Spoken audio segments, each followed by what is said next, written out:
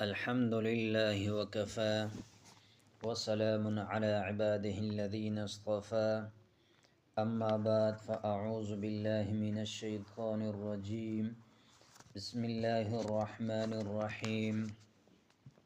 میرے دوستو، آج میں آپ لوگوں کو ہر مرض کا علاج بتانا چاہتا ہوں۔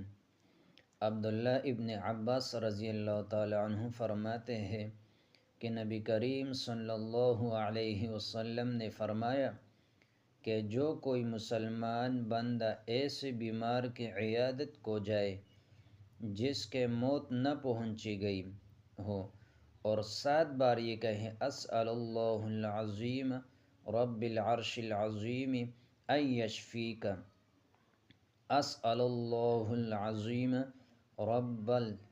رب العرش العظیم ان یشفیک، تو وہ بیمار صحت یاب ہو جاتا ہے۔ اس دعا کا ترجمہ یہ ہے کہ میں سوال کرتا ہوں اللہ بزرگ سے جو رب ہے بڑے عرش کا، یہ کہ تجھے شفا بخشے۔ یہ تو مجرب عمل ہے، ہر مرض کا علاج ہے اس میں۔